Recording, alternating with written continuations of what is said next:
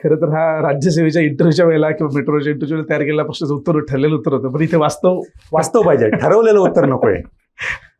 पण आहे, मी सांगेल त्यामध्ये बरंच वास्तव आहे. माझे वडील शिक्षक आहेत पेशाने, आणि बरेच नको, पूर्ण वास्तव पाहिजे. जरी मी इंजिनिअरिंग केलं, एमटेक केलं, तरी बॅक ऑफ द माइंड हे सगळं सुरू होतं. म्हणून मी त्याच काळामध्ये ॲट द सेम टाइम पथनाट्य करतोय, मी कविता लिहितोय, मी कीर्तन करतोय. हा प्रश्न इतका मार्मिक आहे, आता जर वडिलांनी हा व्हिडिओ ऐकला तर तेच पुढं नाराज होतील किंवा काय. माझ्या वडिलांचा म्हणजे एमटेक करणारा विरोध होता माझ्या. ऑब्जेक्टिव्ह तयार करणारे विद्यार्थी डिस्क्रिप्टिव्हमध्ये सुद्धा अशा प्रकारे यश संपादन करू शकतो का? करू शकतो. त्या प्रकारचा अभ्यास जर तुमचा कॉम्प्रिहेन्सिव्ह झाला असेल तर. 3 वर्ष मी व्हॉट्सअप तर अजून वापरत नाही, कारण एक मीन्स माझी बाकी आहे किंवा काय अशा अर्थाने. मी ह्या सगळ्यांच्या पलीकडे राहून फक्त म्हणलं आपल्या वडिलांच्या चेहऱ्याला स्माईल आणायचं. आणि त्या रात्री my father cried when I clear the exam. म्हटलं राज्यात 14 आहे, आणि वडिलांच्या डोळ्यामधनं अश्रू आले होते.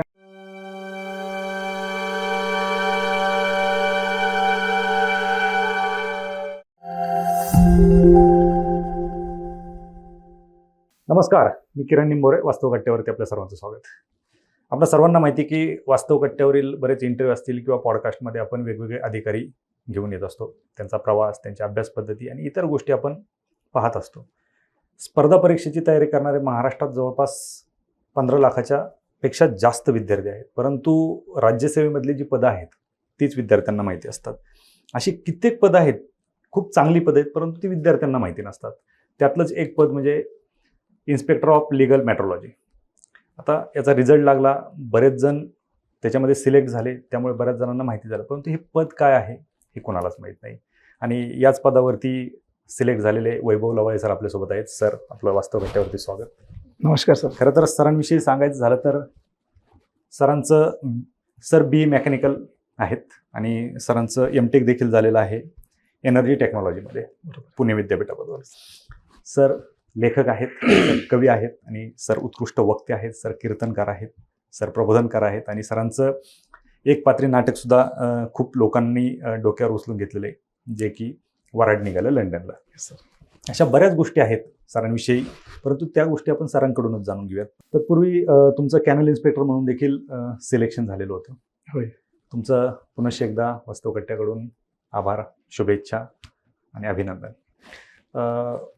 सगळ्यात महत्त्वाचं म्हणजे मी जो उल्लेख केला की बऱ्याच जणांना डेप्युटी कलेक्टर, राज्यसेवेचा जर विचार केला तर DYSP, तहसीलदार, नायब तहसीलदार, चीफ एक्झिक्युटिव्ह ऑफिसर, जे पदं आहेत ती सगळी माहिती असतात, परंतु हे इन्स्पेक्टर ऑफ लीगल मेट्रोलॉजी हे पद बऱ्याच जणांना माहीत नसतं. अर्थात मलाही ते माहीत नव्हतं. काय पद काय नक्की?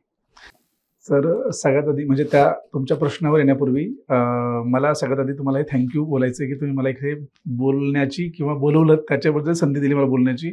आणि म्हणजे खरं सर, वास्तव कट्टा हे नाव मी तुम्हाला मगाशी बोललो की खूपदा मी असं बघितलं होतं की एक यूट्यूबच्या माझ्या स्क्रोलिंग लिस्टमध्ये बऱ्याच यायचं, शॉर्ट्स यायचे आपले, आणि असं काहीतरी वाटायचं की इथे आपण गेलो पाहिजेत. करून ज्यावेळेला म्हणजे ज्यांना मी गुरु म्हणतो असे खाटेकर सर ज्यावेळेला इथे आले होते, दिलीप खाटेकर सर, त्यावेळेला खूप जास्त इमोशनली मला ह्या गोष्टीविषयी उत्सुकता आणि कनेक्टेड वाटलं होतं. आणि आज हा दिवस आहे की मी इथे बसतोय. So I feel so blessed. मला खूप आनंद होतो हे सगळ्यात आधी, हे मला सांगू दे मला. क्या बात. आणि बिकॉज वास्तव कट्टा म्हणजे आता जास्त बोलतो याच्याविषयी, म्हणजे तुम्ही विचारलेला प्रश्न वेगळ्या ठिकाणी चालला आहे, पण मी वास्तव कट्टा हा असा एकमेव प्लॅटफॉर्म MPSC मधला आहे जिथे बऱ्याच जेन्युइन स्टोरी आम्हाला ऐकायला भेटल्या. म्हणजे अवास्तव अधिकारी लोकांची जे वेगवेगळ्या प्रकारची भाषणं आम्हाला याच्यापूर्वी ऐकायला भेटली होती, त्यापेक्षा काहीतरी वेगळं, आणि खरंच तो वास्तव आहे हे मी प्रत्यक्षात माझ्या, कारण बरेच लोक असे माझे मित्र होते जे इथे येऊन गेलेले होते. त्यामुळे खूप मला एक ह्या प्लॅटफॉर्मविषयीच खूप जास्त इमोशनली कनेक्टेड फील होतं. So thank you for that. Thank you तुम्हालाही, कारण खरं तर हा तुमच्या मनाचा मोठेपणा आहे. आम्ही करत राहतोय, अर्थात ज्यांना आवडते ते घेत आहेत.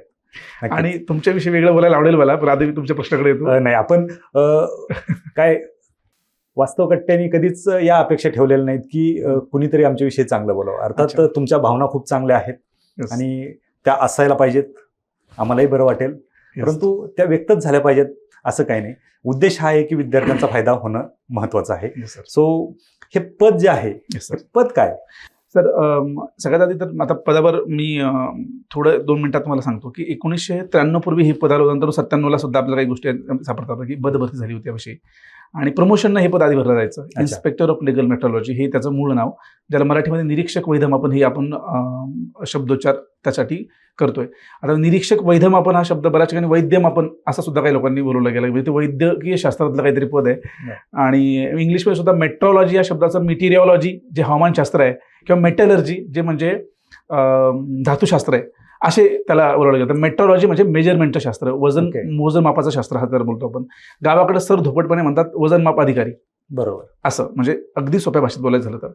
आणि मला आश्चर्य वाटलं की आपल्या आजूबाजूच्या लोकांना जरी हे पद माहीत नसलं तरी गावाकडे ज्यावेळेला मी ह्या सिलेक्शन झालं माहीत झालं तर अनेक लोकांना हे पद माहिती होतं. हे विशेष आहे. आणि त्यामुळे मी ह्या पदाविषयी बोलत असताना नेहमी 3 गोष्टी सांगत असतो की कोण हा अधिकारी आहे. तर हा तो अधिकारी आहे जो काय करतो, तुम्ही ज्या दुकानामध्ये जाऊन वस्तू मोजून घेता ते वजन बरोबर आहे का नाही हे चेक करणारा अधिकारी आहे. ज्या ठिकाणी तुम्ही जाऊन पैसे मोजता त्या वस्तूसाठी जी तुम्हाला गॅरंटीड आहे, उदाहरणार्थ पेट्रोल, म्हणून पेट्रोल पंप त्यामध्ये येतात, कारण पेट्रोल पंप पैसे देतो आणि काहीतरी मोजून घेतो म्हणून पेट्रोल पंप त्यामध्ये आले. अक्षरशः रिक्षा मीटर, स्पीडोमीटर इथपर्यंत म्हणजे इतक्या बारीक लेवलला ते जाऊन पोचतं. अगदी सराफ्याचा जो सोन्याचा तराजू असतो तो त्यामध्ये येतो. म्हणजे किराणा दुकानामध्ये ते किलोचे 2 किलो, आता इलेक्ट्रॉनिक काटे आले. इलेक्ट्रॉनिक काटे पूर्वी ते किलो असेल, अर्धा किलो असेल, पाव किलो असेल किंवा छटाक पासून ते जी माप होती राईट त्याच्यामध्ये खालून एक खोल असायचं आणि त्याच्यामध्ये काहीतरी भरलेलं असायचं. आणि आता ते भरलेलं असायचं का ते निघायचं काळानुसार, आणि मग ते चेक करण्यासाठी म्हणून अधिकाऱ्यांची नियुक्ती व्हायची किंवा अशा अर्थात ते होतं. ते आता चाललं गेलं. अच्छा. आणि त्याच्याऐवजी आता इलेक्ट्रॉनिक मशीन आलं. तर इलेक्ट्रॉनिक मशीनमध्ये फ्रॉड्स वेगळे आहेत. ओके. मग ते मोडण्यासाठी म्हणून एक नवीन पिढीचा, जे आता आमची 81 लोकांची बॅच आता एंट्री होतीये, तर डिपार्टमेंटला म्हणजे आमचं अन्न, नागरी पुरवठा आणि ग्राहक संरक्षण मंत्रालय हे मंत्रालय त्याचं, तर त्यांना आमच्याकडनं खूप अपेक्षा आहेत की ही मुलं जे आता येत आहेत आमच्या 81 लोकांची ऑफिसर लोकांची बॅच, तर हे आता यांना म्हणजे जुन्या जे अधिकारी आहेत ते कम्प्युटर किंवा ह्या सगळ्या मॉडर्न टेक्नॉलॉजीला फार पटकन अडॉप्ट करत नाहीयेत. मग ह्यांना ऑलरेडी सगळं जर तंत्रज्ञान माहिती आहे या गोष्टींमधलं, AI पासून चॅट GPT पर्यंत, किंवा हे आपण पटकन एका मिनिटात सर्च करतो गोष्टी काही जर नवीन असेल तर, मग हे जर तंत्रज्ञानाला आधी झालेले लोक असतील तर हे लोक जेव्हा एंट्री करतील तर 100% आम्ही सुधारणा मिळेल आम्हाला. अशा अर्थाने पद आलेलं आहे. आणि म्हणजे ते तराजूला खाली लोहचुंबक चिकटवायचे.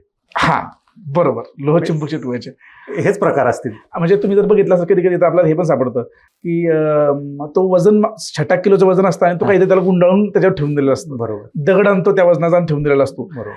मग आता समजा छोट्या छोट्या वेंडरला बाजारामध्ये जास्त मिळतं, आपलं आठवडी बाजार असतो त्याच्यामध्ये खूप जास्त मिळतं.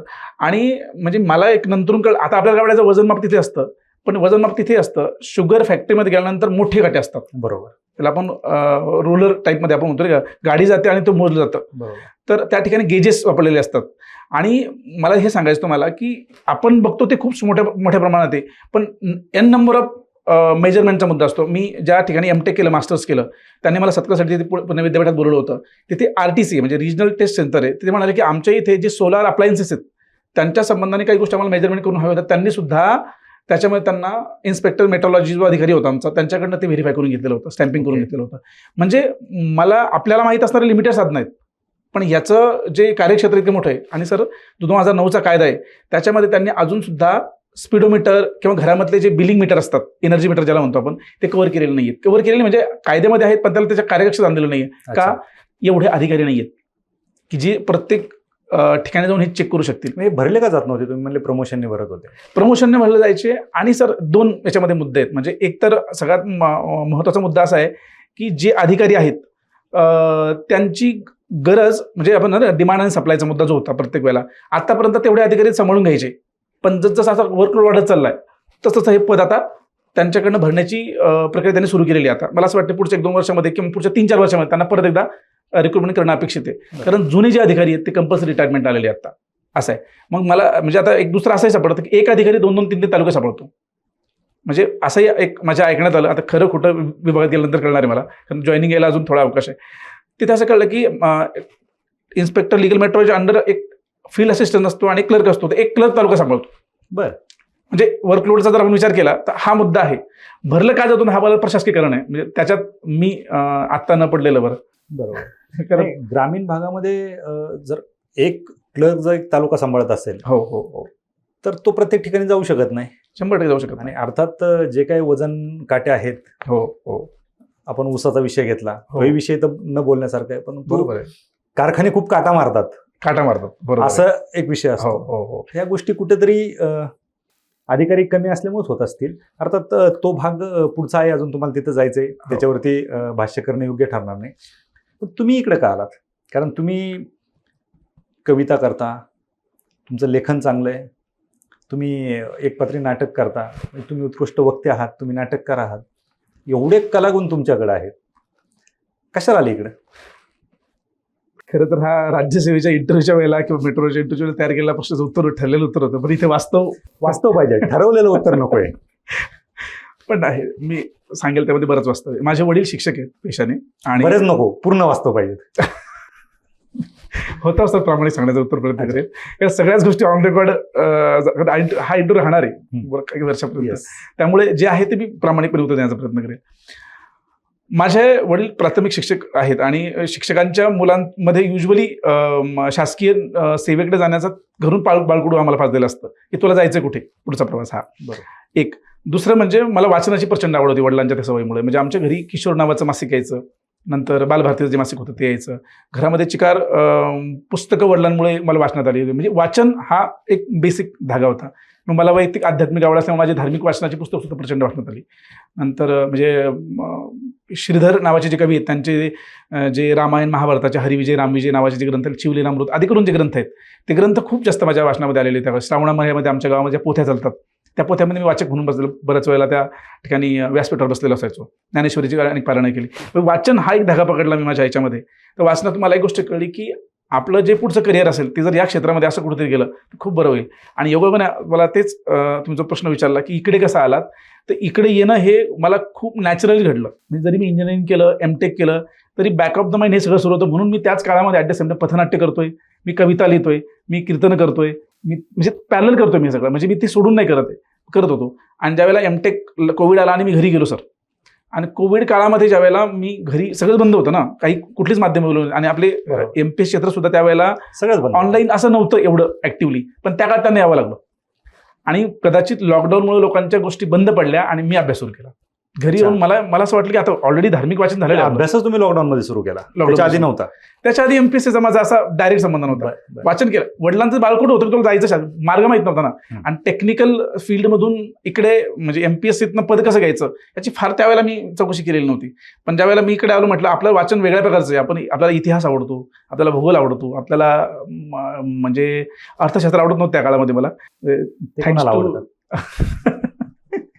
ते कोणालाच आवडत नाही. Thanks to Kiran Desale sir for that matter, because त्यांच्यामुळे कदाचित या क्षेत्रात आल्यानंतर मला इकॉनॉमिक्स खूप म्हणजे इझी गेलं.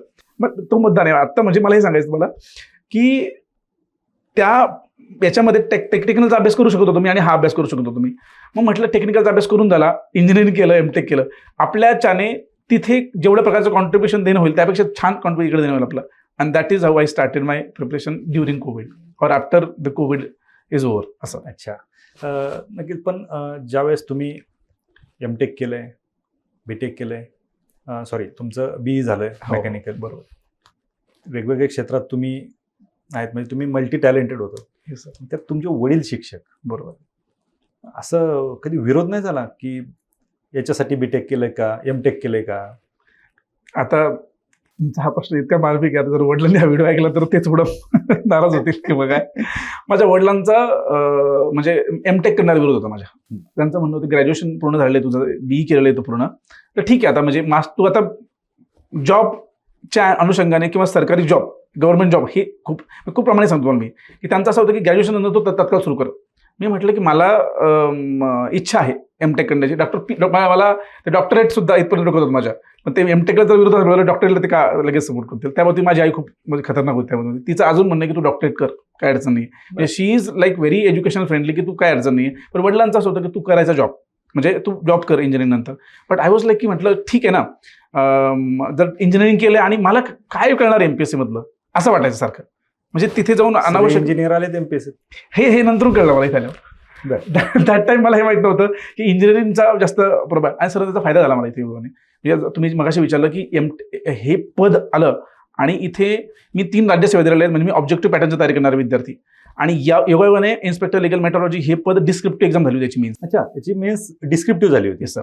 तुम्ही Paper लिहिलंय. लिहिलं. Yes, sir. ओके. आणि हे मी तुम्हाला काय सांगतोय, डिस्क्रिप्टिव्ह पेपरमध्ये एक मुलगा राज्यात 14वा येतोय, जो 3 वर्ष ऑब्जेक्टिव्ह तयारी करतोय. आणि ऍट द सेम टाइम म्हणजे हा आता जे विद्यार्थी विरोध करतात डिस्क्रिप्टिव्हला त्यांच्यासाठी मेसेज आहे का? मी आता वरती बोलणार आहे पुढे. Okay. तो सांगायचं मला, 1 मिनिटं सांगायचं मला, की मी पहिले माझा एक पॉईंट Yes, पूर्ण yes, करतो. yes, yes. त्याच्यातही पेपर 2 मध्ये मी अख्ख्या लिस्टमध्ये पहिला आहे. पेपर 2ला मला तुम्हाला मुद्दा सांगायचा असा की ऑब्जेक्टिव्हची तयारी करणारे विद्यार्थी डिस्क्रिप्टिव्ह मध्ये सुद्धा अशा प्रकारे यश संपादन करू शकतो का? करू शकतो. त्या प्रकारचा अभ्यास जर तुमचा कॉम्प्रिहेन्सिव्ह झाला असेल तर. आणि विशेष म्हणजे आम्हाला एक 8 ते 10 दिवसांचा अभ्यास वेळ मिळाला. राज्यसेवेची मीन्स दिली होती. 22 जानेवारीला शेवटचा पेपर होता आणि 4 फेब्रुवारीला योगाने म्हणजे आपल्याला वर्ष पूर्ण झालं जवळजवळ याचा पेपर होता. म्हणजे 8 दिवसांचा काळ भेटला होता. कुठलंही स्टडी मटेरियल अवेलेबल नव्हतं. आणि अशा वेळेला फक्त जो सिलेबस आहे तो डिकोडिंग केला. एक एक पॉईंट जो होता त्यामध्ये दिलेला होता. अक्षरशः फिजिकल क्वांटिटी असेल किंवा त्याच्यामध्ये मेजरिंग इन्स्ट्रुमेंट जे आहेत ते प्रत्येक एक सिलेबसचा पॉईंट डिकोड केला. ChatGPT असेल, जेमिनी असेल, म्हणजे जे काही AI टूल्स आपण वापरतो त्याच्या माध्यमातून स्कॅन करून टाकून आणि ते सगळं नोट्स तयार केले मी आणि माझे रूम पार्टनर निलेश बिनवडे. त्याच्या आधी मटेरियल नव्हतं मार्केटमध्ये, जसं की आता राज्यसेवेचं असतं किंवा तुमच्या कंबाईनचं असतं तसं? त्याच्या आधी म्हणजे अजून पण नाहीये. ते जे आम्ही कदाचित आम्ही जे नोट्स काढलेले आहेत त्या नोट्स आमच्या जवळ असतील म्हणून त्याचे काही पुस्तकं पब्लिश झालेली नाही. कारण मुलंच मुळात म्हणजे रेशो सांगायचं झालं तर 1500 मुलं मेन्सला क्वालिफाय झाले होते. कारण 111 कडा लागला होता त्याचा.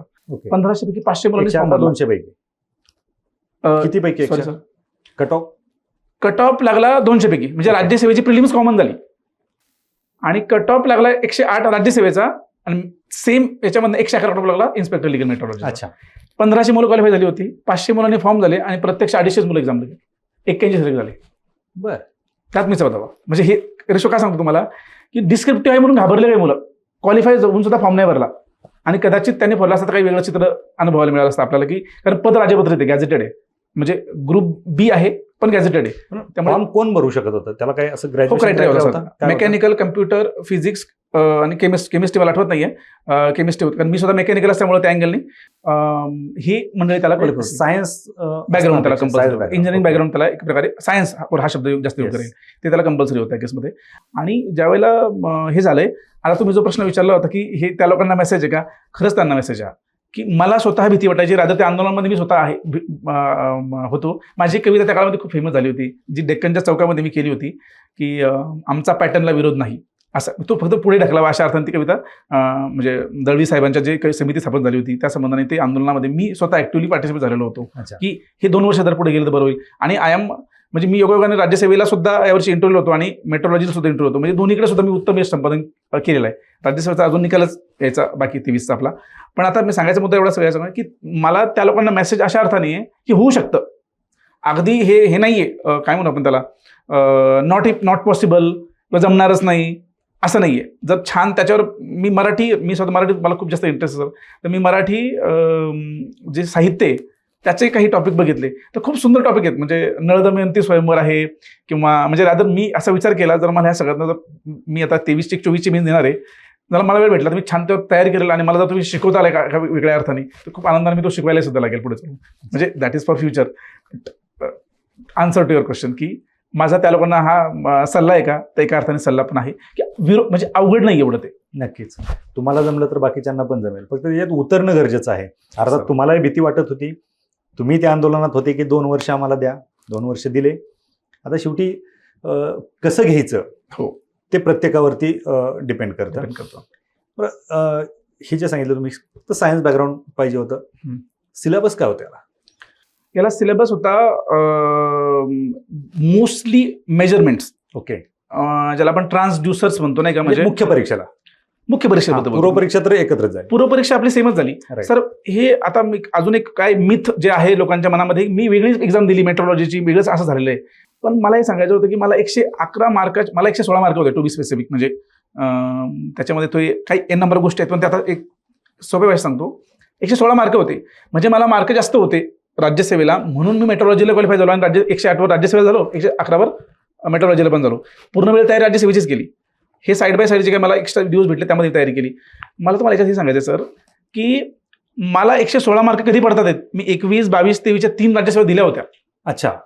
तो अनुभव होतात तेव्हा कुठे ते मार्क जास्त पडलेले मला. म्हणजे फर्स्ट टाइमर फक्त मेट्रोलॉजीची ऍड आली म्हणून तयारी करतो तर नाही होत, नसतं झालं कदाचित माझ्याकडनं. किंवा अन्य कुठलं ऍडमध्ये कुठलं तरी असं पद आहे आणि मी तयारी करतो, ते नसतं झालं असं मला म्हणायचं. त्याच्यामागे बॅकग्राऊंड होतं 3 वर्षाचं. 3 वर्षाचं बॅकग्राऊंड मेन्स. माझ्याकडं, 3 मेन्सचं माझं बॅकग्राऊंड होतं, 3 मेन्स. आणि योगाने सर मी ज्या तयारी सुरू केली, पहिलीच राज्यसेवा क्वालिफाय झालो 21ची, म्हणजे मला इंटरव्ह्यू जाता आलं नाही. परत 22ला सेम झालं, 23ला मात्र मी इंटरव्ह्यू पण होतो आणि ह्याला सुद्धा होतो. योगायोगाने कशी योगाने म्हणजे मी हे सांगतो तुम्हाला की माझ्या केसमध्ये मला फेल्युअर लगेच नाही बघायला भेटलं. योगायोगाने पास नाही होत कोणी.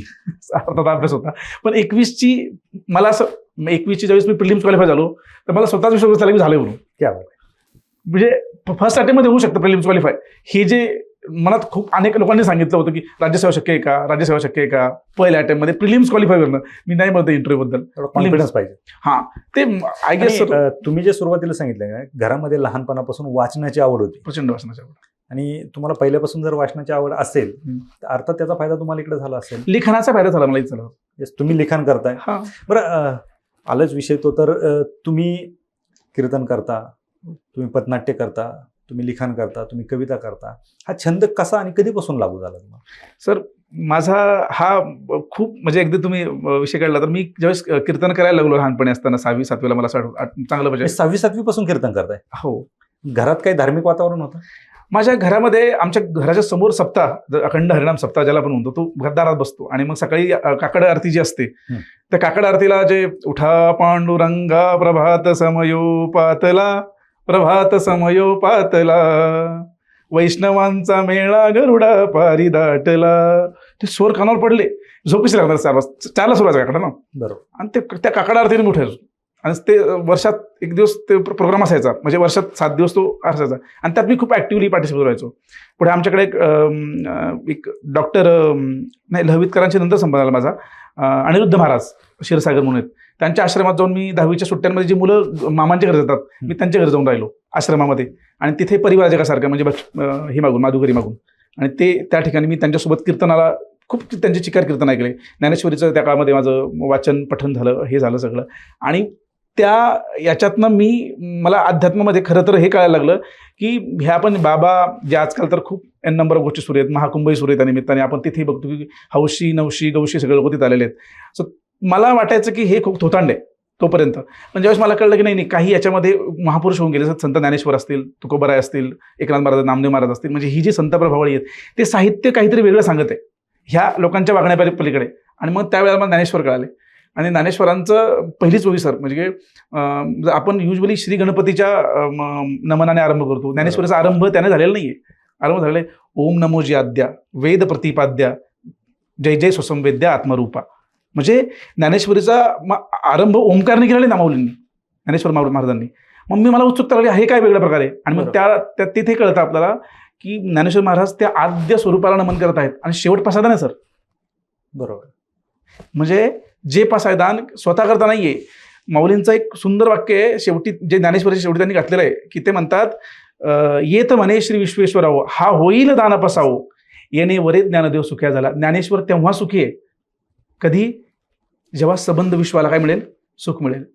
हे विश्वची माझे घर ऐसी मती जयाची स्थिर किंबहुना चराचरा आपणची झाला. ही संत वाङ्मयामध्ये फिरलेली जी वचनं होती ती मला दिसायला लागली सर, की म्हटलं यार हे काहीतरी वेगळं आहे. म्हणजे मी जे थोतांड बाबागिरी बुवागिरी ऐकतो त्यापेक्षा काहीतरी वेगळ्या प्रकारे मी स्वतः अभ्यास करायला सुरू केला. आणि त्या अभ्यासातनं मला ते एका पॉईंटनं अध्यात्माचा अभ्यास. हो, अध्यात्माचा अभ्यास. आणि त्यातनं मला असं वाटलं की आपणही हे करू शकतो. आणि दॅट्स हाऊ स्टार्टेड. हे वयाच्या कितव्या वर्षी? 6वी 7वी.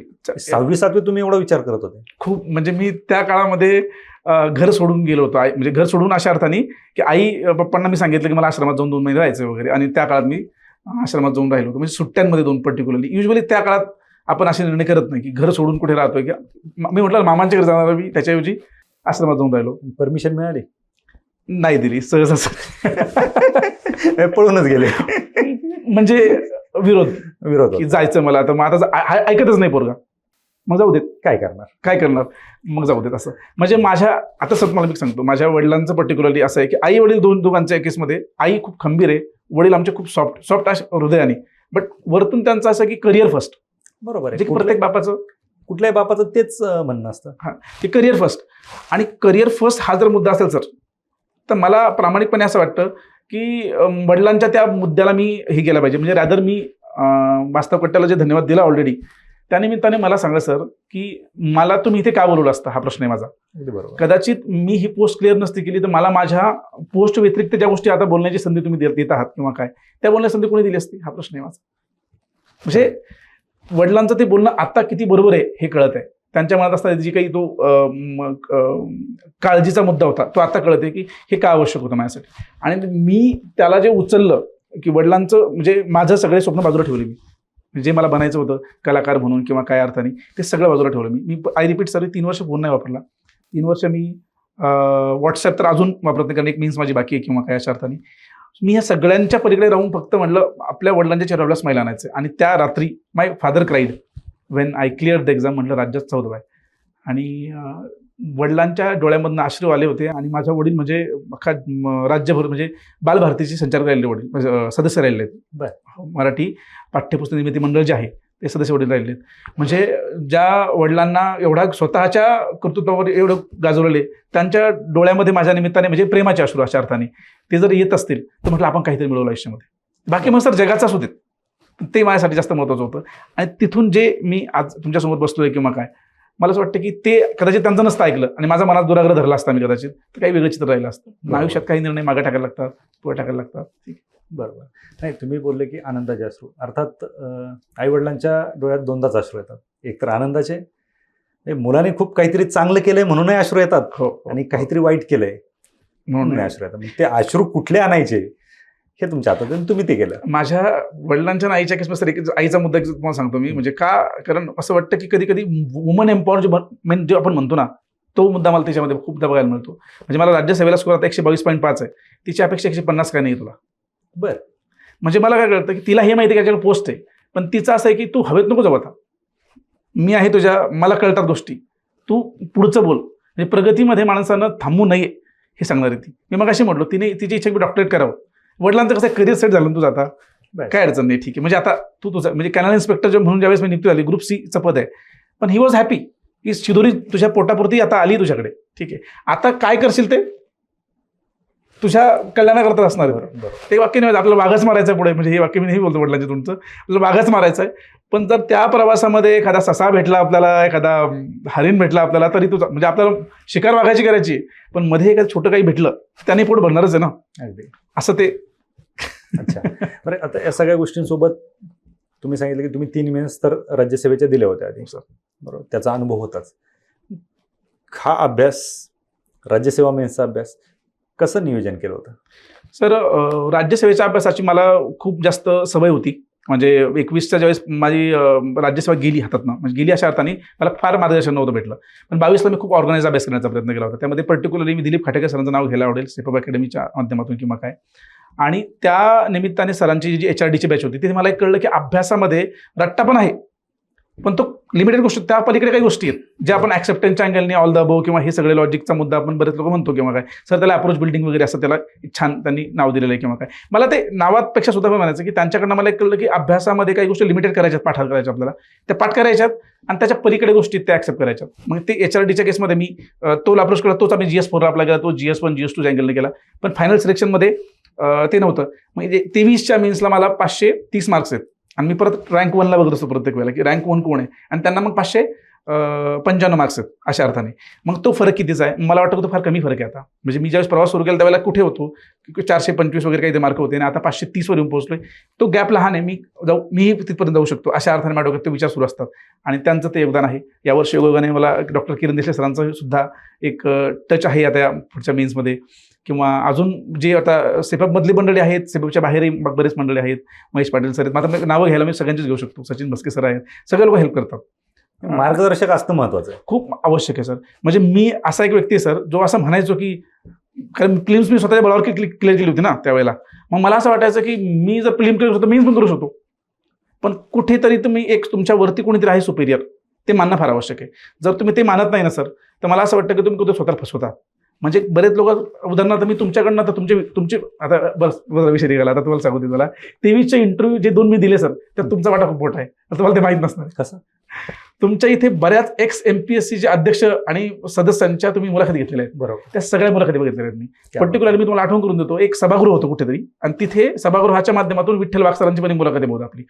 आणि Vitthal More sir. Vitthal More sir, sorry Yes. Vitthal Wagh sir साहित्यिक आहेत, सॉरी मी त्यांच्याकडनं ते वडिलांच्या संपर्कात जवळ असल्यामुळे मला ते वेगळं आठवलं. विठ्ठल मोरे सरांची ती मुलाखत आहे आणि त्यानिमित्तानं मला एमपीएससी पारदर्शक कशी आहे हे पहिल्यांदा बघायला मिळालं. Yes. की पेपर सेट होतो ना, तो किती प्रकारच्या फिल्टर बनून जात असतो. अक्षरशः पेनाचा रंग त्या काळामध्ये एक तास जे गोळे करतो किंवा काय, हे अनेकांना तो व्हिडिओ शेअर केलेला आहे आपल्या त्यावेळेचं, की हे बघा की एमपीएससीतलं वास्तव परत एकदा. त्यावेळेस Vitthal More sir first time असे सरकारी कार्यक्रम सोडून प्रायव्हेट कार्यक्रमात आले होते पहिल्यांदा. त्यांनी त्यांच्या भाषणाच्या सुरुवातीला हा उल्लेख केला होता की मी जात नाही कुठे, आमच्यावर काही Yes. बंधनं असतात. Steel he open his heart in front of you. आणि ते सगळे मुलाखती बघितलेल्या आहेत मी, आणि मला त्याचा इतका फायदा झाला पुढच्या काळामध्ये की मी तुम्हाला एकच सांगतो की कसं आहे, बाहेरचा कुठला तरी व्यक्ती मुलाखतीविषयी काही मत व्यक्त करतोय आणि आयोगाचा एखादा माणूस व्यक्त करतोय, याच्यात खूप मोठा फरक आहे सर. बरोबर. कारण त्याने प्रत्यक्ष मुलाखत घेतलेल्या आहे त्या व्यक्तीने, त्या हजारो लोकांना त्याने फेस केलेलं आहे. त्यावेळेस तो ज्यावेळेस म्हणतो ना की तुम्ही ऑनेस्ट राहा, तर त्यात काही मिळवायचं नाही त्या व्यक्तीला, त्याला खरंच ऑनेस्टीच अपेक्षित आहे. आणि म्हणून मी माझी आपल्याला वाटतं आपला इंटरव्ह्यू आपला हे पॉडकास्ट सुरू होण्यापूर्वी मी आपल्याला बोललो की मला हा सर तुमचा प्रश्न विचारला की राज्यसेवा आणि मेट्रोलॉजी मधला जो मुद्दा आहे, त्यांनी मला प्रश्न विचारला होता त्यावेळेला देशपांडे सरांनी की राज्यसेवेतलं पद मिळालं आणि मेट्रोलॉजी मधलं पद मिळालं तर कुठलं पद घ्याल तुम्ही. बरं. आता ह्या प्रश्नाचं उत्तर मी तयारी करून गेलो नव्हतो आणि असा प्रश्न येईल असं वाटलंही नाही मला. मी तुम्हाला म्हटलं की मी त्यांना सगळ्यात आधी तर माझ्या चेहऱ्यावर एक सुंदर स्माईल आली, कारण असं होतं की त्यांनी माझ्यावरती आशा व्यक्त केली ना, तुम्हाला दोन्ही पदं मिळू शकतात. म्हटलं थँक्यू सो मच सर, म्हटलं की तुम्ही माझ्याविषयी अशी आशा व्यक्त करतात की मला ही दोन्ही पदं मिळू शकतात. आता ऑनेस्टली खूप मनापासून हे सांगतो म्हटलं सर की जर मला राज्यसेवेतलं पद मिळालं आणि मेट्रोलॉजी पद मिळालं तर मी 3 वर्ष राज्यसेवा केली आहे. मी राज्यसेवेतलं पद घेईल, कारण मेट्रोलॉजी इन्स्पेक्टर नावाचं पद आत्ता आलं जे मला कालपर्यंत परिचयाचं नव्हतं, त्याच्याविषयी इमोशन लगेच जोडलेलं नाही माझ्या, त्यामुळे मी राज्यसेवेतलं पद घेईल. That was the last question to me. He said thank you so much, तुम्ही येऊ शकता वगैरे, आणि मी बाहेर पडलो. 15-20 मिनिटं माझा इंटरव्ह्यू चाललेला होता, म्हणजे one of the longest interview आमच्या मेट्रोलॉजीमध्ये चाललेला होता. आणि मी बाहेर आल्यानंतर मी ॲक्च्युली थोडं विचार हा केला, म्हटलं मी खूप ब्लंटली बोललो का, खूप म्हणजे एवढं खरं बोलायची गरज होती का, हा प्रश्न पडला मला. आणि मी अर्थात डॉक्टर दिलीप खाटेकर सरांना कॉल केला आणि मी त्यांना म्हटलं सर मी असं उत्तर दिले, मला माहित नाही म्हटलं याच्यामध्ये खरं कुठं, मला त्यावेळेला वाटलं असतं की मी असं उत्तर दिलं पाहिजे. डोंट वरी, ऑनेस्टी चेक करतात ते. बरोबर. जसे तुम्ही म्हटलात ना की तुम्ही प्रामाणिक उत्तर दिलं त्यामुळे काही अडचण नाही, आणि ते उत्तर दिलं. आणि इंटरव्ह्यूमध्ये मला छान मार्क आहेत, म्हणजे त्या केसमध्ये 25 मार्क डिसेंट मार्क दिले त्यांनी मला, आणि मेन्सला जसं की मला स्कोर खूप छान होता, त्यामुळे कॉम्बाईनली अर्थात तुमचा प्रामाणिकपणा होता आणि तोच पाहिजेत. तर वजनमापन निरीक्षक म्हटल्यावरती तर प्रामाणिकपणा पाहिजेतच ना. ते एखाद्या कारखान्यावरती गेल्यावर शेतकऱ्याला असो नाही सर, मला एक सांगू कारण बोला. तुम्ही मगाशी होतो मुद्दा, कारखान्याला मी व्हिजिट दिली मधल्या काळामध्ये हे, कारण मला जस्ट कळलं की ह्या पदामध्ये ह्या गोष्टी आहेत. म्हटलं आपलाही आहे. आमचे एक मित्र आहेत रणजित गराळे, त्यांचे वडील गराळे साहेब तिथे डेप्युटी मॅनेजिंग डायरेक्टर त्या कारखान्यामध्ये, आणि मी त्यांना म्हटलं मला व्हिजिट करण्याची इच्छा आहे तर जमेल का किंवा काय. त्यांनी मला सांगितलं की शेतकऱ्याचा 1 टनात जर लॉस झाला ना सर तिथे, तर त्याने वर्षभर तो ऊस पाणी किंवा काय इतरांच्या शेतातून आणलेलं असतं, हे सगळं त्या भागात चालतं. पश्चिम महाराष्ट्र, मी ज्या भागात नाही तिथे ऊस नाही एवढा, त्यामुळे मला बघायला नाही मिळाले कारखाने, पण या भागात मला कारखाने आहेत किंवा काय, तो बघितला प्रत्यक्ष मी. आणि त्या वेळेस कळलं की 1 टन जरी त्यामध्ये लॉस झाला आणि जर त्यामध्ये गफला केला, म्हणजे वजनामध्ये गफला असेल किंवा काय, तर 2 अँगलने या ठिकाणी सर शेतकरी ऊस ऑलरेडी एखाद्या त्यांचे करून आणला असेल आणि तो डिफरन्स सापडला तर कारखान्याच्या मालकाला सुद्धा लॉस होतो. आंदोलन उभे राहतात, कारखाना बंद पडू शकतो, म्हणजे तो एक लॉस आहे. आणि ॲट द सेम टाइम शेतकरी जितकी एक शेतकरी नाही ना, तो 1 टनाचा लॉस करणारा, ते एन नंबर ऑफ शेतकरी आहेत त्या केसमध्ये.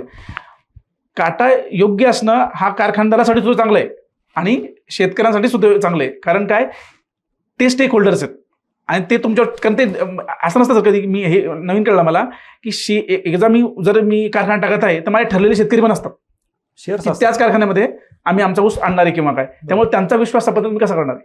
ठीक आहे, मग आमचा रोल तिथे येतो की ही जी ट्रस्ट या दोघांमध्ये बिल्ड झालेला आहे तो ब्रेक होता माने कुठेतरी, म्हणजे उत्कर्ष व्हावा. आणि शरद पवार साहेब जे त्यांच्या भाषणामध्ये म्हणतात की ह्या भागाला तारल्याचं, म्हणजे आता ते वेगळ्या अँगलने आता त्यांचं मध्ये विधान ऐकायला भेटलं, पण ऊसाने तारलं या भागाला, डेव्हलपमेंटच्या अँगलने ते आहे. ते आता म्हणतात की ऊसामुळे आता जमिनीचा जो पोत खराब होत आहे वगैरे वगैरे, आता आणि ते खरं पण आहे. हरित क्रांतीनंतरचा मुद्दा, आता त्यात आपल्याला जायचं नाही आपल्याला. बरोबर, परिस्थितीनुसार काळानुसार गोष्टी बदलत असतात. त्यानुसार बरं, परिस्थितीनुसार तुम्ही बदलले वाटतं. कीर्तन करता की नाही? कीर्तन सर आता थोडं मागं पडलं, पण आता मी जर एकदा माझा राज्यसभा मीन्स झाली एप्रिल नंतर, मला असतात बऱ्याच वेळेला की याल का कराल का वगैरे, गावाकडे पर्टिक्युलरली, कारण या भागात कुणाला माहितच नाही तो मुद्दा अजून. पण अच्छा. मी 100% ज्यावेळेला आता ह्याच्याकडनं बाहेर पडेल तर परत मला अध्यात्माकडे जायला आवडेल, कारण सर तिथे मन रमतं. आणि वराड निघाल लंडनला हे शो कुठं होतं तुमचे? वऱ्हाड निघाल लंडनला शो सर माझे बहुतेक पुण्यात झाले, कारण गावाकडच्या लोकांना तो गंध नाहीये. पण गावाकडे ज्यावेळेस मी 1-2 शो केले होते, खूप छान रिस्पॉन्स होता गावाकडच्या लोकांना. खास करून एक फुलगा म्हणून एक गाव इथे, त्या गावातल्या म्हणून मी घेतलं, छोटे छोटे म्हाताऱ्यांना ज्यावेळेस मी डायलॉग बोलतो ना, तर त्यांना ते रिलेट होतं पटकन. ते भाषा मराठवाड्यातली सतत, त्यातली भाषा अशी आपण ज्या प्रमाण भाषेत आता मराठीत बोलत आहोत किंवा काय, अशी भाषा त्यात नाहीये. त्यामध्ये ते बबन्या किंवा आता लक्ष्मणराव देशपांडे जे आहेत, डॉक्टर लक्ष्मण, त्यांनी ते गिनीज बुक ऑफ वर्ल्ड रेकॉर्डमध्ये त्याला नेलं होतं. एक व्यक्ती 52 कॅरेक्टर प्ले करतो सर. बरं. ज्यावेळेला मीच तुमच्यासमोर जे आता बोलत आहे, तो छोटा मुलगा होतो, ते 60-70 वर्षाचा म्हातारा होतो. स्त्रियांचे रोल आहेत किंवा अजून पुरुषांचे रोल आहेत, जे विक्षिप्त विचित्र सुद्धा आहेत त्यामध्ये काही लोक. असे लोक तुम्हाला ते उत्सुकता असते की हा आता पुढचा डायलॉग काय असेल. काही लोकांना नाटक पाठ आहे सर, म्हणजे जर बोलताना का डायलॉग चुकला तर खालून प्रेक्षक बोलतात हे आहे तिथे, हे वाक्य तिथे. अच्छा. असं आहे. आणि संदीप पाठक ते आता त्याचे ऑफिशियली करतात किंवा काय. मी आपलं त्याला छंद म्हणून करतो सर, आनंद म्हणून करतो. सगळे आपले एकत्र लोक जमलात किंवा काय. आता जसं की पुढे चालू माझं सिलेक्शन ज्यावेळेस होईल, माझी अशी इच्छा आहे की आपल्या सगळ्यांसमोर एकदा ते नक्कीच 100% आपण नेहमी प्रोग्राम असतातच. हो. कदाचित एखाद्या प्रोग्राममध्ये तुम्हाला सुद्धा आपला आनंदाचा भाग म्हणून त्याला मी 100% एक करेल सर. नक्की नक्की. या सगळ्या गोष्टी झाल्या, तुमची आवड झाली, तुमची पोस्ट झाली, तुम्हाला आता पद मिळाले, म्हणजे लग्नाचा मार्ग मोकळा झालाय, हो. तो भाग वेगळा आहे. पण ह्या सगळ्या गोष्टी होत असताना काय आता तुम्ही पाहताय की आंदोलनं वाढलेत, परीक्षा वेळेवरती होत नाहीत, रिझल्ट वेळेवरती लागत नाहीत, विद्यार्थी नैराश्य आहेत. या ओव्हरऑल सगळ्या गोष्टींचा विचार करून मुलाखतीच्या किंवा या पॉडकास्टच्या शेवटी काय सांगाल, काय सल्ला द्याल विद्यार्थ्यांना? आंदोलनाचा तो एक तुम्ही मुद्दा उपस्थित केला, त्यामुळे मी तुम्हाला एक सगळ्यात आधी तुमचं अभिनंदन करू देत मला, कारण ते मगाशी 2 दिवस राहून गेला म्हटलं. आता हा मुद्दा मला एकदम मेन्शन करायला अपेक्षित आहे. कारण काय, मी जेव्हापासून या क्षेत्रामध्ये आलो सर, किती लोक मुलांचा व्हॉइस बनतात हा प्रश्न आहे माझा. किती लोकांमध्ये ती हिंमत आहे, जे स्वतःला टेलिग्रामचे करते धरते म्हणतात, युट्यूबवर स्वतःला खूप स्वतःचे विद्यार्थ्यांची मस्या म्हणतात. हे मी खूप ऑब्झर्व केलं. कारण मी आता जे मत मांडत आहे, माझ्याकडे पद आहे म्हणून नाही, हे मत माझं खूप आधीपासून ठाम आहे. कोणी विचारत नाही आपल्याला त्यावेळेला. आता कोणीतरी विचारतंय व्हॉइस की तुमचं काय मत आहे सांगा, हा एक मला मुद्दा सांगायचा. मला असं वाटतं की विद्यार्थ्यांचा म्हणजे काहीतरी राजकारणी लोकांच्या तुम्ही सहकार्य घेत असता आणि त्या बळावर तुम्ही बोलत असता, हे म्हणायचं मला. त्याच्या पलीकडे जाऊन कोणी मत मांडतं का, तर मी वास्तव कट्टा तुमचे किरण निंबुरे सर खास करून हे व्यक्ती बघितले की जे आमच्या वतीने बोललेत. तुम्ही प्रसंगी लोकांचे विरोध, लोकांच्या मी कमेंट वाचतो कधी कधी तुमच्या त्या ज्या व्हिडिओ असतात तुमचे, ज्याच्यामध्ये तुम्ही वास्तव मांडत असता, ही आहे किंवा आयोगामध्ये आहे किंवा परीक्षामध्ये आहे किंवा विद्यार्थ्यांमध्ये अशा प्रकारचे आम्हाला गैरप्रकार सापडलेले आहेत वगैरे, याच्यावर कारवाई झाली पाहिजेत म्हणता. त्यावेळेला कमेंटमध्ये लोक बोलत असतात की तुम्हाला हे बोलायची गरज काय किंवा काय. हे अर्थात ॲप्रिशिएट करणारे सुद्धा मोठे लोक आहेत, पण विरोध करणारे सुद्धा लोक आहेत की तुम्ही हे काय बोलता, तुमचं हे काय बोलण्याची गरज आहे इथपर्यंत. तर व्हॉइस आमचा किती लोक बनतात, thanks to you for that. आणि सेकंड पार्ट जो तुम्ही विचारला की आंदोलनाच्या संबंधाने काय सल्ला द्याल, मी सांगेल सर की आंदोलनामध्ये ज्यावेळेला असं वाटेल की तुम्हाला की या ठिकाणी जर मी असतो आणि जर हा अन्याय झाला असता तर मी काय केलं असतं, हा प्रश्न आहे. मी तुम्हाला मगाशी म्हटलं, ज्यावेळेला मी 23-22च्या मेन्सला होतो, माझे अटेम्प्ट संपणार होते म्हणून नव्हे, मला असं वाटलं की पुढे खरं sir will be surprise to know, 22ची मेन्स 8 दिवसावर होती माझी, मी आंदोलनामध्ये होतो. बरं. म्हणजे हे सांगायचं काय तुम्हाला की असं नाही झालं की मी हे बोलतो हवेत बोलतोय, मी प्रत्यक्ष कृती केली होती त्यावेळेला की मला असं वाटलं की ह्या आंदोलनाची आपल्याला गरज आहे. आता सुद्धा माझं आंदोलन झालं होतं की ज्यात असं वाटलं की ह्या कृषी जागा ॲड झाल्या पाहिजे याच्यामध्ये, त्यावेळेला तिथे होतो, मी बघायला होतो, आपण सगळेच त्यामध्ये होतो. म्हणजे जे शिक्षक मंडळी आहेत आपल्या MPSC मधली, ही सगळं तिथे होती. तर मला असं वाटतं की ह्या सर्वांमध्ये विद्यार्थ्यांना जिथे वाटतं की या ठिकाणी जर मी असतो तर मी काय केलं असतं, हा विचार प्रत्येकाने करावा. बाकी मग प्रत्येकाची सत्सत्विक बुद्धी त्याला सांगतच सर की मी काय केलं पाहिजे किंवा काय नाही केलं पाहिजे. अर्थात एक मुद्दा इथे सांगेल मी की जर तुमची प्रायोरिटी अभ्यासाला असेल, 100% अभ्यास करा. पण एक लक्षात ठेवायचं की जर कदाचित माझ्यावर वेळ आली तर इतरांनी माझ्या धावून नाही आलं तर मग ते म्हणायचं नाही की असं काय झालं. बरोबर. म्हणजे माझ्यावर वेळ आली त्यावेळेला सगळ्यांनी यावं अशी अपेक्षा असते आणि माझ्यावर वेळ नाही आली त्यावेळेला कुणी यायला तर नाही. आणि सर एक जर शेवटचा प्रश्न असेल तर मला एक शेवटी एक छान माझ्या डायरीच्या शेवटीला एक कविता लिहिली मी, ती मला तत्पूर्वी एक गोष्ट विचारायची. तुम्ही 3 मेन्स दिल्या, नाही मला बोलायला अडचण नाही सर, पण ते आपलं लिमिटेड असावं असं मला वाटतं. बरोबर आहे. पण एक गोष्ट विचारायची, काय चुका करतात विद्यार्थी? कारण काय केलं पाहिजे भरपूर लोक सांगतात. हो हो. कुठल्या चुका होतात अभ्यास करताना? राज्यसेवेचा पर्टिक्युलरली विचारत आहात की म्हणजे इन जनरल म्हणजे इन कसं? जनरल. हो सर, चुकांमध्ये 3 गोष्टी मला खूप सापडतात. म्हणजे आता तुम्ही प्रश्न विचारला म्हणून मला हे पण सांगायला आवडेल. योगायोगाने मी ज्या ठिकाणी लायब्ररीला बसतो, मृत्युंजय म्हणून इंदुला जे परिसर आहे, तिथे आता अनेक लायब्ररी आहेत. जे मृत्युंजयला मी बसतो त्यातला विषय. तर त्या परिसरामध्ये मी लायब्ररीत बसत नाही सर. मी लायब्ररीच्या बाहेर बसतो अभ्यासाला. हे सगळ्यांना माहिती आहे एरियामध्ये. मी लायब्ररीच्या बाहेर बसल्यामुळे अनेक लोक मला भेटायला येतात की स्कोर कमी आहे किंवा काय, म्हणजे काउन्सिलिंग सारखंच एक माझ्याकडे चालतं. न जाणे का असं आहे. आणि तिथे मला ह्या तुम्ही जे बोलला तो प्रश्न कळतो की एक्झामचं फिअर सगळ्यात जास्त वाटतं लोकांना. म्हणजे वर्षभर तयारी केल्यानंतर सुद्धा एक्झामचा 1 तासामध्ये यावर्षीची कंबाईन खूप सोपी होती असं माझं वैयक्तिक मत आहे पेपर बघितल्यानंतर. आणि तरी सुद्धा मुलांना 51, 52, 53 असे स्कोरवाले, अर्थात जास्तवाले पण आहेत, 68, 69, 71, 74 पर्यंत मुलांचे स्कोर आहेत. मग हे जे 51, 52 ते मुलं सर, मी वैयक्तिक त्यांना ओळखतो, त्यांचा अभ्यास खूप छान झाला होता. पण एक्झाम हॉलमध्ये गेल्यानंतर काय व्हायला लागतं की त्यांनी 5 मिनिटं पेपर उशिरा दिला किंवा सरांनी मला काय म्हणतो पेपर उघडू दिला नाही, ते शेवटचे 5-2 मिनिटात त्यांनी पेपर दिला नाही. आता वास्तविक पाहता 1 तास मिळतोय ना आपल्याला, मी म्हणतो 2 मिनिटं इकडे तिकडे गेले सुद्धा तरी ती तयारी मानसिक असली पाहिजे की वर्षभरात तयारी माझी ह्या 1 मिनिटात मी जर गदारोळ केला आणि माझं वर्ष वाया गेलं तर काय. एक्झामचा फिअर सगळ्यात मोठा फॅक्टर ते मॅटर करतो. एक दुसरं की मुलं जे डिस्ट्रॅक्शनमध्ये गुंततात बऱ्याच वेळेला, त्याच्यामध्ये सगळ्यात मेन मला असं वाटतं की मोबाईल जर तुम्हाला बंद करता आला या प्रवासामध्ये वेगळ्या अर्थाने तर तो करावा. म्हणजे एकच नंबर आहे, आईवडिलांकडे आहे किंवा संपर्क होतो किंवा काय, कारण शेवटी पैसे पुन्हा कोणी बाहेरचे लोक नाही सर, आपले आईवडील आहेत. मग आपल्या आईवडिलांना आपण मी करतोय अभ्यास किंवा काय एवढं सफिशियंट नाही का? कशाला जगाला सांगत पाहिजे तुम्हाला मी अभ्यास करतो किंवा काय, काही गरज नाही. मी परत सांगतो, माझ्या माध्यमातून मी खूपदा अनुभवलं. मी किती म्हणजे मल्टी डायव्हर्सली नंबर गोष्टी करत होतो, सगळ्या बंद करून इथे बसलो. आणि ज्यावेळी मी परत आता ॲक्टिव्ह होतोय ह्या सगळ्या प्रवासामध्ये, सर लोकांनी मला तेवढ्याच आत्मीयतेने ॲक्सेप्ट केलं परत. असं नाही झालं की आता तू आमच्या संपर्कात नाही, जा तिकडे तू. बरोबर. असं कोणी करत नाही. म्हणजे तुमचे लोक असतील तर ते परत येणारच आहेत. तुम्ही त्याच्याकडे वेगळे एफर्ट घ्यायची गरज नाही. तुमच्याकडे पद आल्यानंतर अच्छा प्रत्येक जण तुमच्याकडे येतो, त्याच्यामुळं हा एक पॉझिटिव्ह मेसेज विद्यार्थ्यांपर्यंत जाईल की तुम्ही 4 वर्ष फोन बंद करून ठेवला किंवा कुणालाही नाही भेटले, लोक नावं ठेवतील, बोलतील, पण 4 वर्षानंतर जे नावं ठेवणार आहेत ना तेच तुमच्या मागे मागे येतील. सर थोडं मी डिफर करू का? Yes, thank you. डिफर करू म्हणजे मी असं म्हणेल तुम्हाला, पदाच्या मागे सगळे येणार आहेत, दॅट इज ऑब्व्हियस. येस, म्हणजे ते खूप खरं आहे त्यात, म्हणजे तुमच्या त्या बोलण्यात वादच नाही आहे. पण मला असं प्रामाणिकपणे त्याच्या पुढे वाटतं सर की बऱ्याच वेळेला असं होतं आपल्या केसमध्ये की समजा एखादा व्यक्ती आहे आणि तो आपल्याला आवडतो असं गृहीत धरा 2 मिनिटासाठी, आणि तो आवडणारा व्यक्ती तुमच्या केसमध्ये तुम्हाला हवा असतोच वेगळ्या अर्थाने, पण तो येत नाही ना, हे एक निमित्त आहे. बरोबर, यू कॅन हॅव इट. नक्कीच. म्हणजे मी आता व्यक्ती बोललो, वस्तू असू शकते, यश असू शकतं, येणं असू शकतं. त्यानंतर मी म्हणाली वास्तव कट्टर माझं येणं सुद्धा मी माझ्या काहीतरी इमॅजिन केलं होतं. का झालं? ह्या पदाच्या निमित्तानं झालं. म्हणजे मला माझ्या आयुष्यात जे हवं आहे, ज्या ज्या गोष्टी हव्यात त्या ह्या निमित्तानं मला मिळू शकतात. म्हणून सुद्धा तुम्ही यश संपन्न करणं अपेक्षित आहे या क्षेत्रामध्ये पडू शकतं. नक्की एक यश तुमचं आयुष्य पूर्ण बदलून टाकत बदलू शकतं सर. नक्की. तुम्ही तुमच्या वहीकडे हात केला होता, वहीकडे हा सर. काय आहे त्याच्यात, काय रहस्य दडलेत? येस सर, वहीकडे मी मुद्दामच आणली कारण म्हटलं जर संधी भेटली तर जुनी आपण- दिसते ती, खूप जुनी आणि आवडीची दिसते. याच्यामध्ये सर मला समजा जर मी कुठला इंटरव्ह्यू ऐकतोय, तो आपल्या बऱ्याच इंटरव्ह्यूमध्ये सुद्धा काही मुद्द्यामध्ये आहेत की जर मी कुणाचं भाषण ऐकतोय, मी खूप साऱ्या लोकांचे भाषण ऐकलेली आहेत म्हणजे लहानपणापासून आतापर्यंत. मग जेव्हा असं वाटलं एखादं वाक्य आहे आपल्याला हे खूप छान बोललात, आपण टाळी वाजवतो, जर प्रोग्राममध्ये असेल तर, नसेल तर आपण जर युट्यूबवर ऐकतोय किंवा काय तर आपण म्हणतो यार किती छान बोलून गेलं, असं एक वाक्य असतं.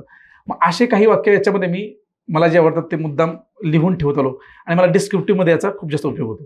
कारण ते कोट्स मला आठवायला लागत नाही, कारण ते माझ्या सगळ्या त्या याचा भाग आहेत ते.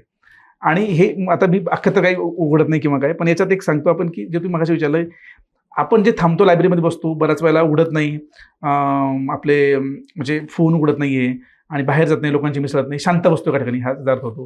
म्हणजे जयशंकर प्रसाद नावाचे एक हिंदी कवी आहेत खरं तर, ते त्यांच्या एका ठिकाणी म्हणतात, इस पथ का उद्देश्य नाही श्रांत भवन में टिक रहना, इस पथ का उद्देश्य नहीं श्रांत भवन में टिक रहना, किंतु पहुंचना उस सीमा पर जिसके आगे राह नाही. क्या बात. हा प्रवास शांत बसण्यासाठी नाहीये, तर एवढं पळण्यासाठी आहे की सीमा संपलेल्या असतील कदाचित एका पॉईंट नंतर, ह्या करता हा प्रवास आहे, असा आहे.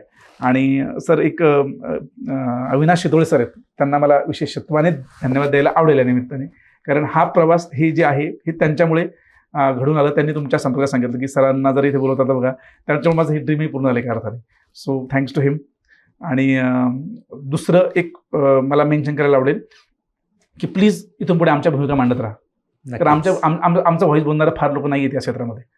कदाचित म्हणजे आम्ही चाललं जाऊ, पास होऊ, आम्ही रुजू आमच्या पदांवर किंवा काय, म्हणजे आम्ही नसणार इथं. किती वेळ सपोर्ट करणार आहे? जे चुकीचं घडतंय त्याच्यावरती आवाज तर उठवला जाणारच. हो. अर्थात रस्त्यावरची लढाई असेल किंवा वास्तव कट्ट्यावरती बोलणं असेल किंवा मंत्रालयीन लढाई असेल, आजपर्यंत करत आलं, इथून पुढे करणारच आहे. आणि आम्हाला जेव्हा पुढे शक्य होईल, ज्यावेळेस आम्ही आर्थिकरित्या सक्षम बनू केल्यानंतर आमच्याकडनं आम्ही जो काही सहभाग तुम्हाला होईल त्यावेळेस करत चालू, ह्याचीही तुम्हाला ग्वाही देतो आम्ही. आशीर्वाद असू द्या, पाठिंबा असू द्या, आर्थिक मदतीची अपेक्षा कोणाकडूनच नाही क्या आणि बात आहे सर. घेत पण नाहीत. क्या बात आहे सर, हे नवीन कळलं. नक्कीच तुम्ही वास्तव कट्ट्यावरती आलात आणि खरं तर तुमचा एकंदरीत प्रवास एक महाराज आज वजन मापे जे काटे मारणाऱ्यांच्याकडे जाणार आहेत. नक्कीच, सो नक्कीच. हे काटे मारणं प्रमाण अजूनही खूप आहे. आहे. ग्रामीण भागात आपण त्याला काटा मारणंच म्हणतो, काटा माणूस कारण पहिले तराजू होते आणि त्याला तो काटा असायचा. बरोबर आहे. So तो कसा मारायचा, काय मारायचा नवीन लोकांना माहीत नसेल, पण ज्यांनी ते तराजू पाहिले असतील त्यांना माहीत असतील. निश्चित तुम्हाला भावी वाटचालीसाठी शुभेच्छा आणि तुम्ही जे तुमचे कला आणि तुमचे गुण जोपासले हो. त्याबद्दल तुमचं अभिनंदन. आणि हे कलागुण असेच तुम्ही जोपासावेत आणि तुमच्या भावी वाटचालीमध्ये याचा निश्चित फायदा होईल अशी अपेक्षा आहे. मी वास्तव कट्ट्यावरती आला त्याबद्दल आपलं खूप खूप आभार. Thank you so much sir. तुम्ही बोलवलं त्याबद्दलही आभार. आणि प्लीज अशाच लोकांना बोलवत राहा जे तुम्हाला ॲप्रिशिएट करतात. कारण अवास्तव लोकांना बोलवण्यापेक्षा सुद्धा मला असं वाटतं की जी लोक जेन्युनली विद्यार्थी हितासाठी काम करत आहेत अशा लोकांना प्लीज बोलवत चला, कारण आम्हाला त्यांना ऐकायला आवडतं. नक्कीच sir. Thank you sir. Thank you so much.